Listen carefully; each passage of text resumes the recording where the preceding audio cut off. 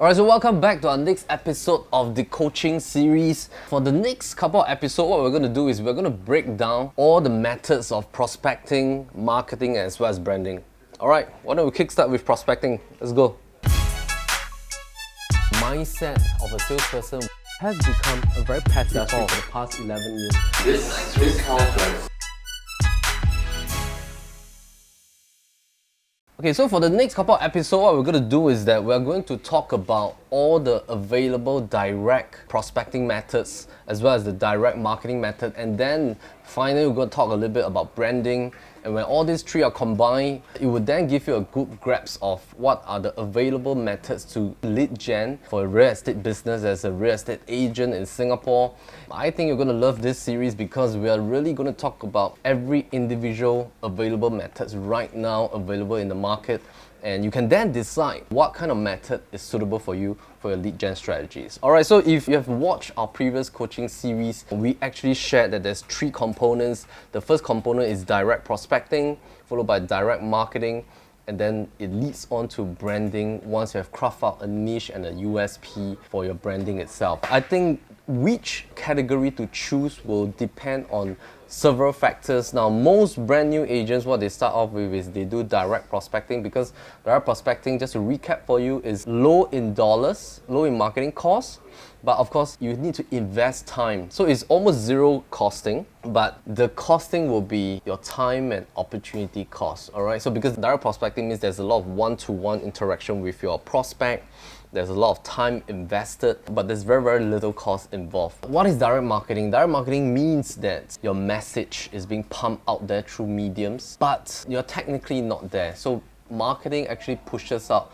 a one-to-many kind of approach, and then that buys you a lot of time.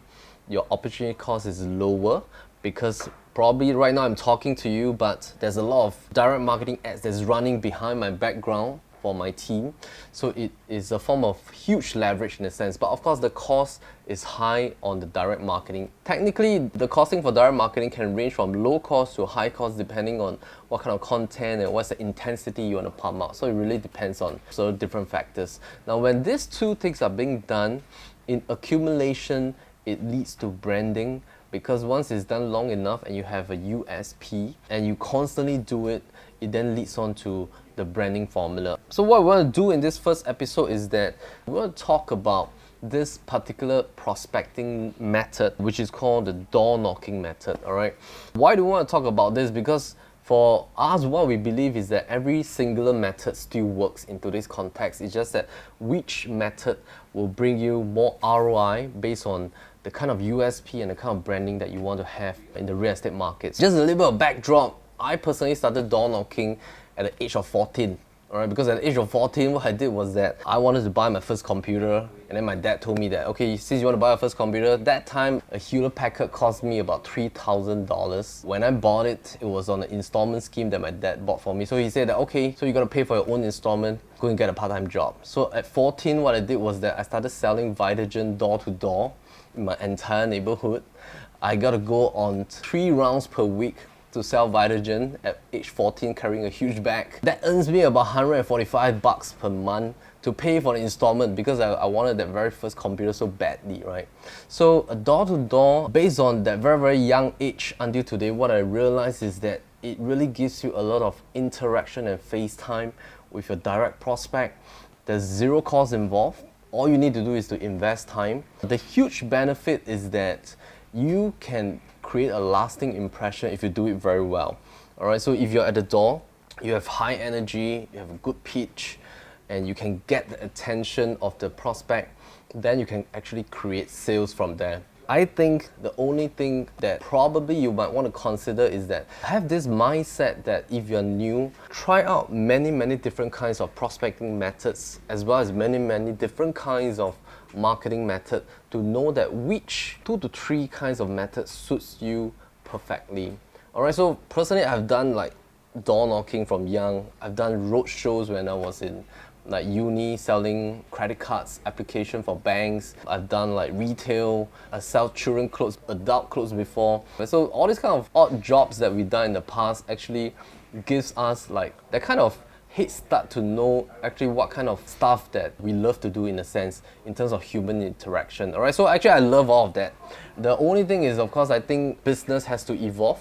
So once you know and you have tried every singular thing, then you need to calculate what is the ROI for that. Okay, so let's talk a little bit about the pros and cons of using the door knocking method for prospecting. So as mentioned, the pros, zero costing. Your only cost is your time. You have a chance to meet your prospect face to face. If you're very good at human interaction, that's fantastic. And I mean, being a real estate agent, you have to be good at human interaction because you have to face human beings all the time, right? You really get this one very special chance to impress your prospect, and you're actually right at their doorstep. When we do door knocking, we're actually talking about HDB resale properties in Singapore because you can't go to a condominium and knock, right? So it's trespassing. So you can only do that at HDB flats. You're actually talking to the owner of that property. Okay, so whether the owner is motivated to sell, to upgrade, to buy another new launch and stuff like that, you're right there talking to this live prospect and it's a ready client. You can motivate them, or they are already motivated to somehow have some plans to upgrade and stuff like that. So these are the first couple of factors in terms of the advantages. Now, what are the disadvantages? Disadvantages of door knocking, what I can think of is that 13 years back when we started in the real estate industry, we did a lot of door knocking, all right? Now we do a lot of direct marketing, but I think the ROI seems to decrease. I'm not saying that it's not effective, it is still very effective. There are a lot of agents that have done very well with door knocking, even in today's market. The only thing that we observe is that, of course, the time that you have to catch the prospect at home is dwindling because people work late nowadays. They tend to come home late and probably they like to shop a little bit, have dinner outside. I think very first thing is, if you want to do well, you have to think, what will the owners of the HDB properties think of? What will be their lifestyle like? What are they thinking of when you knock on the door? If you are a HDB owner, you just had a very busy day at work, you come home at 7 and then you want to bring your kids and wife maybe downstairs for dinner. By the time you finish dinner, shop a little bit, you come back at 8:30, you're tired, you want to bathe because next day you still have to wake up early for work and send your kids to school and stuff, and then somebody knocks on the door.